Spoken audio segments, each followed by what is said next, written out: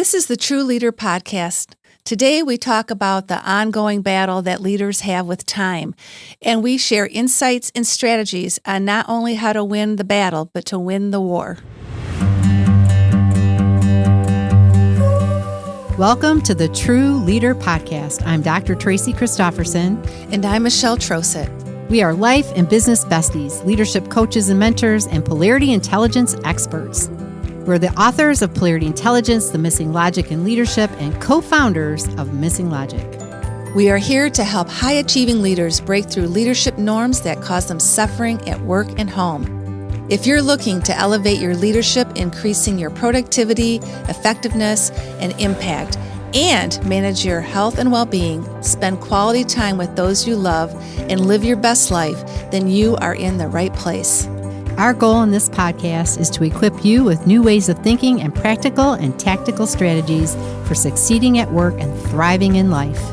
Think of this podcast as your weekly dose of personal and professional development so you can reach your full leadership potential, create a life you love, and be what we are calling a thriving, resilient, and unstoppable or true leader. If you are ready to learn and laugh a little, let's get started.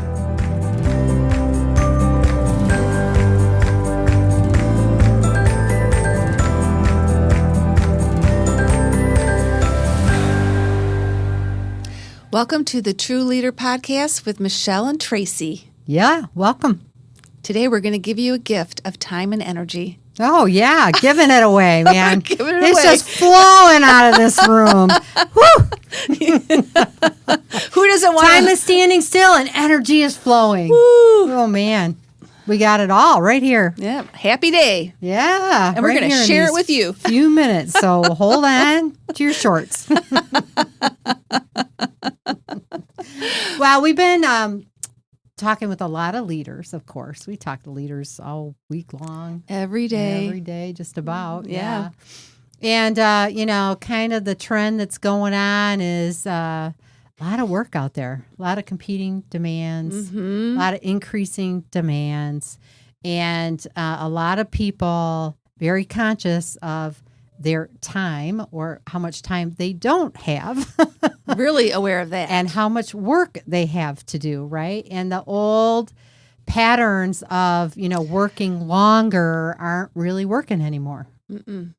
People have been doing that for a long time. When the demands go up, you just put in more hours. Yeah. But that's not working because all it's happening is we're burning out, right? Yeah, companies are getting a little pushback. Yeah. And you got to pay attention to your time Right. and your energy, right? It's the only thing you can control. It is. It really is. It really is. And, I think when you get a number of competing priorities, then everything feels like it's all urgent and it's all really important. Ever felt that way? Oh, yeah. I have, but I think we do a lot better job at that now because we've learned a few things. And we know that if it's really easy to get on the hamster wheel and just feel like it's going faster and faster and faster all the time. Yeah. And you're never going to get it all done. And that's a feeling that does not feel good. But what's bad about it is it leads to exhaustion and overwhelm and a lot of stress and eventually burnout. Well, and you're working 12, then pretty soon 16 hours and weekends and no downtime. And, that's what really gets you in trouble. Yes. Right? That's what gets you in trouble. So you can't just keep increasing how many hours you're working and how much, then you start to sacrifice the other things that are really important in your life, like your family and your downtime, right? Because those are the things that rejuvenate you. Right. So that becomes a major trauma as well. It does. And we know that, we all want to be that effective, impactful leader. And our greater purpose is really to reach our highest capability and operate effectively at our fullest potential. Oh, right? yeah. That's right. what gets us out of bed every day. Well, yeah, that's why we became leaders, right? That's Yeah. why we stepped into these roles, because we want to have an impact. We want to make a difference, contribute to something bigger. Yeah, it's a lot of the time what the motivator was. Yeah. Sometimes it's kind of hard to remember that when you're doing those 12 and 16-hour days, day after day after day, right? And the deepest fear you have is that you're going to let somebody down, or you're going to be ineffective. Yes. Or that you're not doing enough, and it just feels like you can never do enough, and when you are facing these increasing demands and competing demands, and some of that comes from really just our old patterns, our old beliefs, and the norms as leaders that we've been indoctrinated with, and norms are really just beliefs and patterns of behavior that have been cultivated over time and agreed to by groups, right? Like leadership groups. And it's kind of like you went to this class and you were kind of taught these things, right? Without really even knowing that's what you were being taught, because it was role modeled for you, right? And you start to have some of the, the ongoing thoughts and the chatter in your head and just the beliefs running behind your actions, which, kind of begin with some things like, well, if I want to be successful, I got to work hard at it, right? Yeah. Everybody works really hard. It's an expectation. Oh, yeah. Expectation. I got to work hard, right? Yeah. The other one, this is just what leaders do. Well, this is just what I have to do. I used to say that to myself all the time. Yeah. Well, this is just how it is. It's just the way it is. It's just the way it is, right? Or, wow, this is why I make the big bucks. Right? I get paid to sacrifice. Lucky me. Yeah, right? Or really, in your heart, you're feeling like, I really don't have a choice. I can't say no. Everybody's counting on me. If I don't do it, who's going to do it, right? Right. And I can't say no. And if any of those sound familiar, it's okay. It's what we all were taught. It's normal, right? It's a norm. It's kind of what was lived and what we were taught. It takes a long time to break those patterns, but it's possible. It's possible. Yeah. And a lot of it just comes down to beliefs, like Tracy said. And again, we hear this all come out of the mouths of leaders all the time, that just there just isn't enough time. There's not enough time in the day. There's not enough time in the week. Time goes by way too fast. And I just don't have the time. So those are all repeating beliefs that we say to ourselves over and over again. And the other thing that we heard recently is slipping my life into my schedule when I can. Yeah. Think of the power of that statement. Squeezing your life into your work, right? So that tells you right there, where's the priority? Yeah. Right? Your personal life takes a back seat to the professional side of your life. Yeah, and it's the first thing that gets sacrificed is your personal life. So you don't take time for your own health and well-being. Time with family and friends gets cut out to really meet those expectations of your professional life. Yeah. And because you have those other limiting beliefs in the background, those other, things that we've been indoctrinated with, that this is just how it is. This is what I got to do. So you just continue down that path, right? And then you just end up with that sense of overwhelm on a day-to-day basis. You just feel like, there's so much, like you feel the weight of it, like heavy. It feels heavy some days. It does. Yeah. Yeah. Yeah, it's too much, right? It just feels like this is too much. I'm never going to get out from underneath this, or I'm never going to get in front of it, to the hamster wheel thing, right? Like I'm just running as fast as I can, but I can never get in front of it.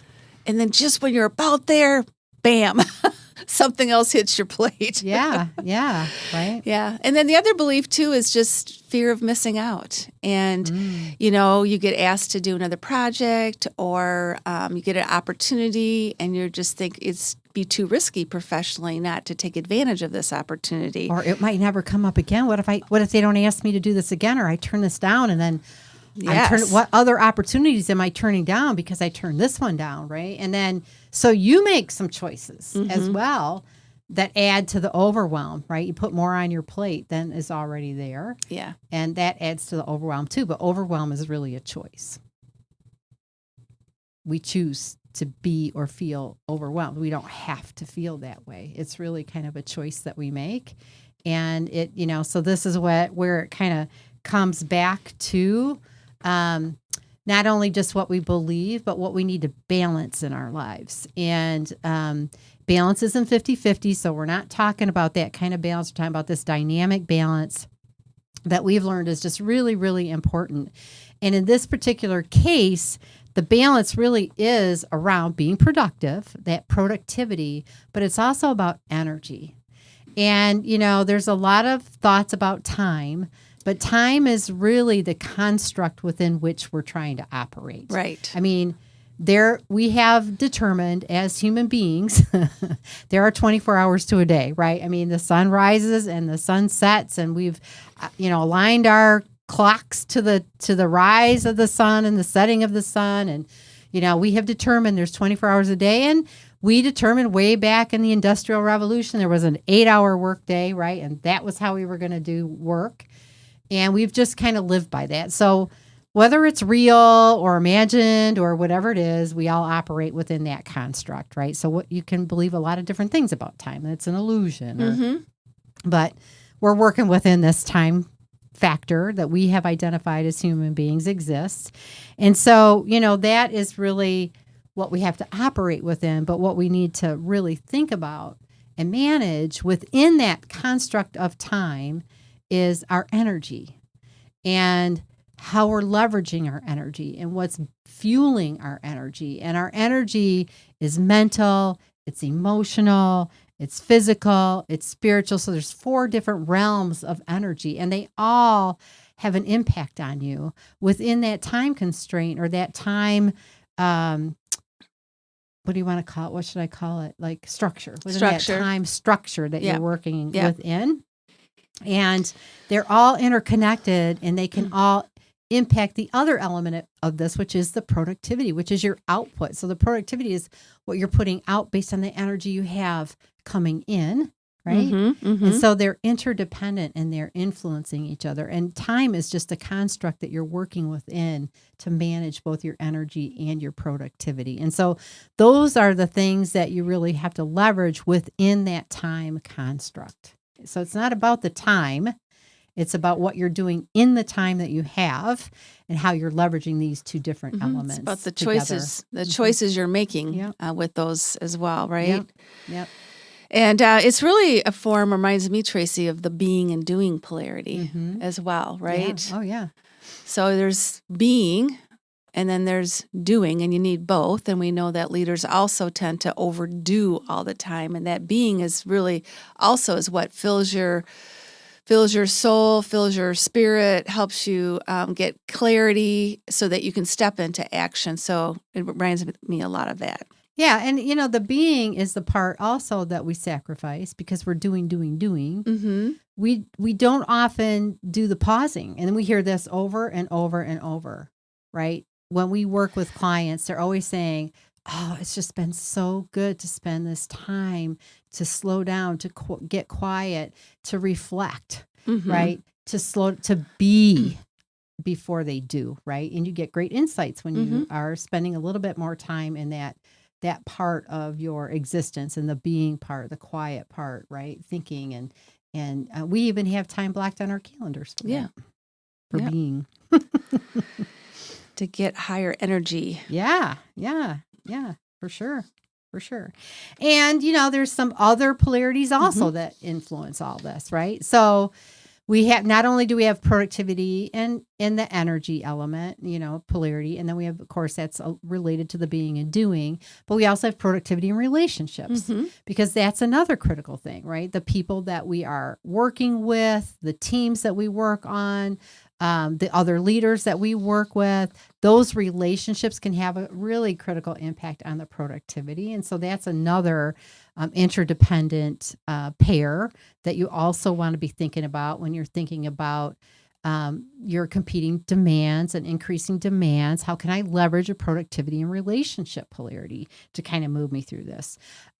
Self and others, caring for self and caring for others, because we often give up the caring for ourselves to focus on caring for others, which is what, which when we care for ourselves is how we rejuvenate, we increase our energy. It's what it fuels that energy to be productive. When we give that up, we're setting ourselves up to fail because we're going to have a deficit of that. And over time, we know we will fail. Right. That's why we burn out, right? Yep, exactly.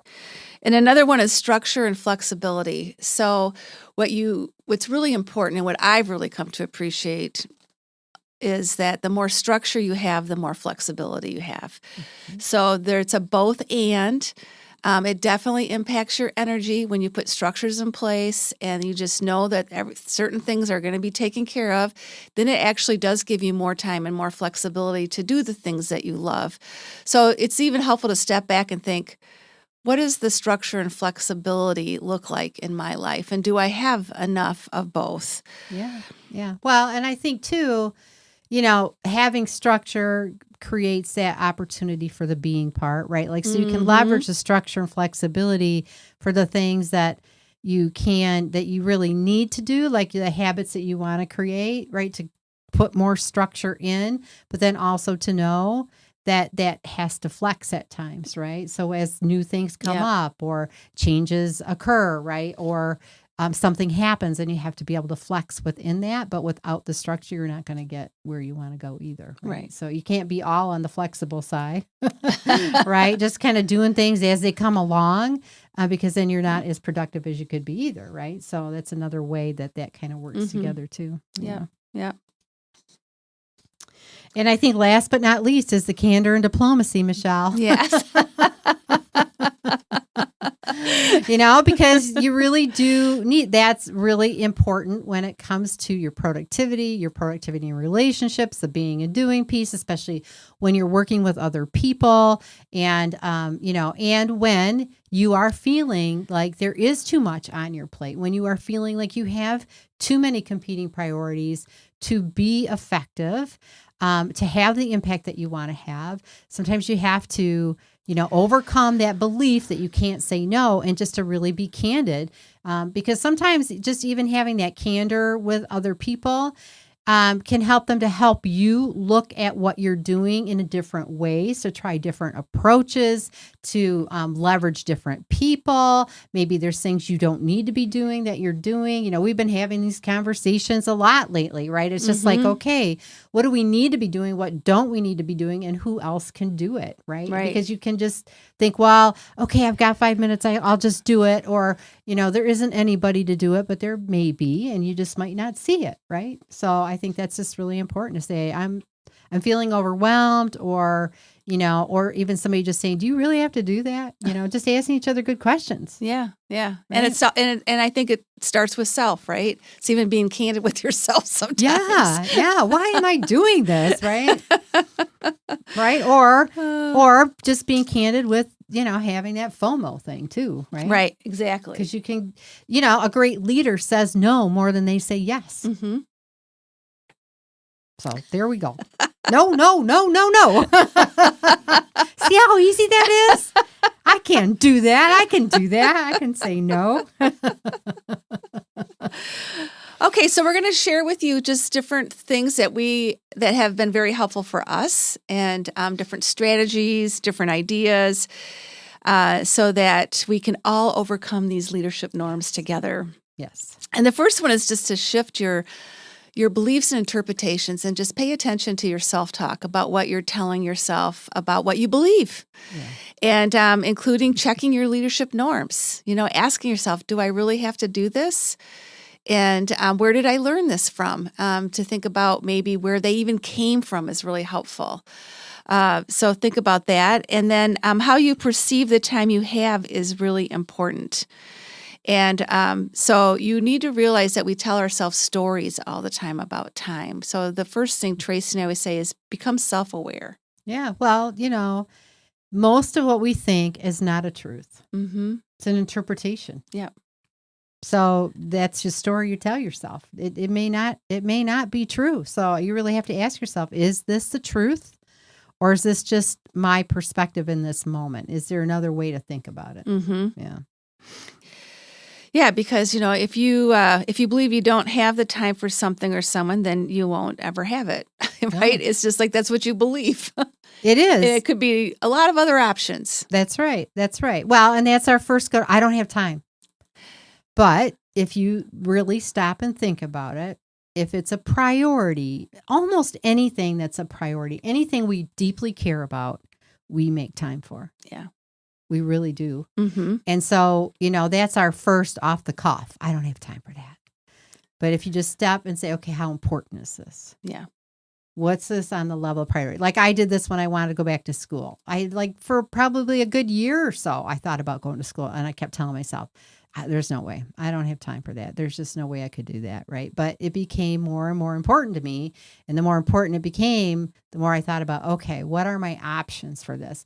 Can I go back to school and get a degree where I have to show up in a classroom? No, I knew that was not possible because I traveled all the time. Right. Could I do something online? Oh, well, there you go, right? Maybe there's another way. So when I decided that I had the time, I had the time. Mm-hmm. And then I spent 12 years doing it. Oh, that was my first mistake. No. It was a great 12 years. All of it. That's an interpretation.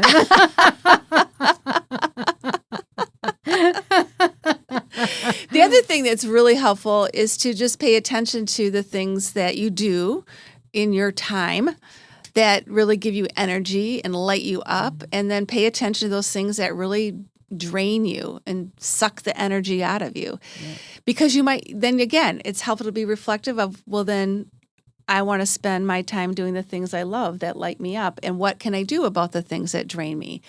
Again, open up your mind. There's other choices you can make. You can delegate. There's a lot of different options. So it's really helpful. Automate things. Yep. Or just delete it right off your list. Yeah. Right. Lots of ways to do that. Yeah. Yeah. I think that's it really, you always are choosing. Mm-hmm. We're always choosing. That's just the truth. Sometimes that's hard to look at, but it's a fact, right? And if you're spending time on things that suck the life out of you, or that drain your energy, or that don't make you feel good, then why are you doing it?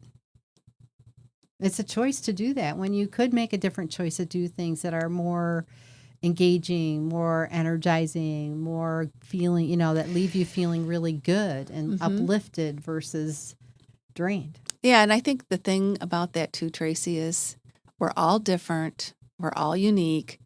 And what might light me up drains Tracy. And what lights her up might drain me. And same thing with your coworkers, or it just depends. So again, the only person you can really change and control is yourself. So it's a really helpful exercise to do that. Well, and you have to think about, there's always going to be, I think there probably is always some things that you have to do, that you do within your work that maybe aren't your favorite things to do. But as long as you're not like, oh my gosh, right? You gotta day after day. Day after day after day. There are things I have to do that are just not the things that light me up, not the things that make me feel, but they're a part of owning a business and running a business and you just do them because you have to do them, right? And then you try to get all those things that are more energy draining off your plate and onto other people who like doing them, right? You want to find people who like doing them, but there's always something, probably that you're going to have to do, but you don't want those things that just like pulling the plug in the bathtub. Right? All the time. All the time. You can't do that all the time. No. Mm-mm. And then it's good to ask yourself, too, are you always putting out fires or urgent requests or spending time on the highest priorities? Which one? Where do you tend to spend most of your time? Do you feel like you're always running around putting out fires? Well, that's an indicator you need to really look at things. Yeah. Or are you spending, enough quality time on the things that matter most? Yeah. Your old Stephen Covey quadrant 2 time. That's right. That's right. It's always helpful to step back and say, what is happening and why is that happening? And most of the time, maybe it's a broken process, or there isn't a good process in place, or it's a structure issue, or, there are other things that aren't optimized that, you can optimize to kind of, so you don't have those fires all the time. So that kind of thing isn't happening all the time, right? Yes. And then the last thing is pay attention about blaming circumstances. If you're in a victim role, then it's always someone else's problem and you're never in control. And, I'm the only one that can do this, or just listen to your words. Because you can slip into victimhood. Yeah. We all do that. We all do that at different times, right? We feel like we give our power away to the situation, to the condition that we're in, saying, I don't have a choice, but you are choosing. Not choosing is choosing. So, that's such an important one, to just be mindful of how you're seeing the situation that you're in. Yeah. And just choosing, to just see it objectively and not as a victim of it, right? So the other thing that we wanted to talk about was prioritizing rejuvenation. And that is critical, especially when you've got competing priorities, increasing demands. You need to carve out time to rejuvenate so that you can manage the stress, so that you can build your resilience, so that you can move through it. So, you can get to the other side of it, because it isn't going to last forever. And you can manage that energy that you have and prioritize what you're doing with your time. So it starts really with self-care, right? Mm-hmm. Food, exercise, your mental awareness and clarity, like just, sleep. Those things are really, really important to rejuvenation, to your body, to your mental health, your emotional health. Just your mental capacity, spending some time. And again, it doesn't have to be much. It can be, reading for 20 minutes each morning, but just some personal development, some kind of growth. Minimize interruptions. That has a big impact on your mental capacity. When you have to start and stop something over and over and over, it's like starting over, right? You have to rev up and get back into it. It takes a lot of energy. Time blocking is another technique that we use, where we block out time every week to spend working on our business, not just in our business. So that's our being time, our step back, our quiet, our time where we really want to think about the future and how we're moving forward and how we're feeling about things, and just that reflection time. It's just critical. The other is alignment. So you want to make sure that what you're doing is aligned with your values, your purpose, your strengths. So again, just spending time connecting back to those things so that you feel like what you're doing the majority of the time is in alignment with who you are, what you value, and what your strengths are as a person, as a leader. And then the other is that being piece. So it can be spiritual practices, can be meditation, can just be, just taking breaks, schedule breaks, right? Get outside. Can be, just really focusing on how you handle your emotional intelligence, just managing your emotions and having that awareness. And those are just some really key things that we have found that really support rejuvenating. And we have some more effective strategies to share. More. We are just full of it today. Okay, another very effective strategy is to determine your priorities. Kind of helps when you know what they are. Right? Tracy just said it's about prioritizing. It is. You gotta know what your priorities are. Yeah. So because otherwise you're just chasing everything. Yeah, it's so true. So true. And not just professionally, but also personally, right? Mm-hmm. Yep. So it's really that's our job as leaders, to determine our own priorities. The other is to get proactive with time. So this is really looking at just not at tomorrow or next week, but opening up that calendar, looking 2, 3, 4 weeks out, what's coming down the pikes, what can we put on the calendar now to start doing just baby steps, chunking it down so that we can reverse engineer it, is like what we like to call it. That's right. That's what we call it. We're master reverse. Oh. Tracy's making me one. I am. Yes. And I'm getting better at it. You are. I am getting much better at it. And I really appreciate it. I really do. It helps things run a lot smoother because you are breaking things down and you're doing it over time. And then by the time, when your project is due, then, you're in front of it. That's how you get in front of it on the hamster wheel, right? Yeah. You get off the hamster wheel. Getting out ahead of it. Get out ahead of it. Yeah, that's right. A little bit at a time. And then you can identify the best times to work on things, especially the things that take a lot of mental capacity or creativity. Yeah. Some things you can't do fast. They do deserve the time to do it, so you can build it in your calendar. That's really helpful. Mm-hmm. And then there's working in a supportive environment, right? Environment is really important. Yeah.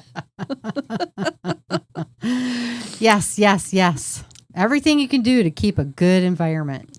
Yeah, because when it gets messy and noisy and cluttery, it's hard to work. It is. It messes with your energy. Some people are very sensitive to clutter and noise and different things like that, right? It's hard to stay focused and you feel distracted, or just the energy in your environment can really have an impact on you too. Yeah. So take time to declutter and do a little feng shui, and really impacts your productivity and your energy as well. Yeah. And then having just really good tools and processes. So Tracy and I couldn't live without our planners. Yeah, we plan a lot. And we don't subscribe or have people get a certain kind, but we just know if you don't have a planner, we can't even imagine how you get through life. Well, you have to have something to give you structure for, it's that structure flexibility. Yeah. So you need something to help you stay structured around those priorities, around how you're using your time. And a lot of different things can work, right? But then also how you're balancing that with the things that you need to rejuvenate. Mm-hmm. So, there's different tools that can be used. And the other thing that's really helpful is just sharing your time strategies with other people, because we're all wired different. What works for some people might not work as well as for other people. And so it's helpful to get tips. And for example, recently we had one of our TRU mentorship leadership calls, and we just all shared our tips on how we look at time, how we are effective using our energy with time, and we just did this major crowdsource and how we can flip our beliefs so we can look at things differently. And it's really helpful. It's really helpful for me to learn from other people that maybe have a strategy I haven't even considered before. Yeah. Well, if what you got isn't working, look for something else. Really, because it isn't going to get better. It just gets more complicated, more challenging, more overwhelming. And, really all of these things that we've shared are about increasing your capability and your capacity, right? So that you can be as productive as you want to be, and have the energy that you need to be productive and to feel good about what you're doing. And they all require some solid time management. So you have the capability and the capacity. You're going to do that within the structure of the time that you have, right? And so if you are somebody who really wants to get a better handle on your energy and your productivity, and you want to hear more about how to manage your time, then it's good to take a look at your current time management system. So I'm going to give you the 5 signs that your time management system or strategy is off as a leader, entrepreneur, or small business owner. Here we go. Are you ready? All right. Number 1, every time you spend time with your family and friends, you feel guilty because there's work that's not getting done. Number 2, every day you feel like you're running on a hamster wheel, never able to get everything done on your to-do list. Number 3 is you increase the number of hours you work pretty much most days, 12, 16 hours a day, pushing yourself harder and harder to get the things done on your list. Number 4, as soon as you get out of bed, you start thinking about all the things you got to do today, but also all the things you didn't get done yesterday. And number 5, you frequently hear yourself say, I just don't have time. There just isn't enough time, right? This time is just going too fast. So if any of those 5 you can relate to, you don't have to have all 5, even one of them is an indicator that your time management strategy is off. It's not really effective as it could be.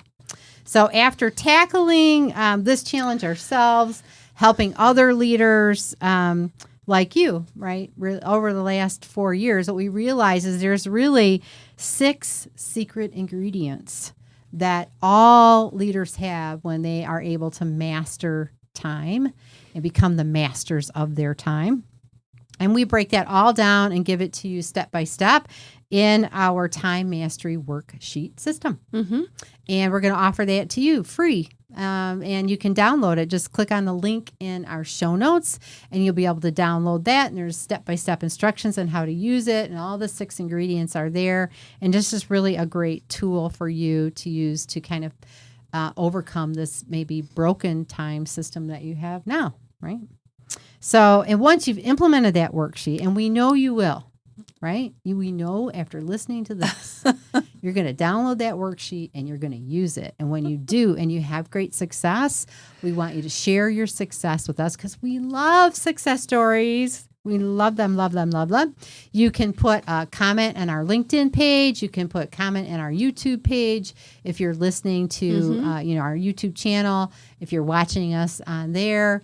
And we just love to hear about all your success with this. Yeah, we want to know. We want to know how successful you are because we know you will be if you implement it and use it consistently. Mm-hmm. You can't help but be successful with it.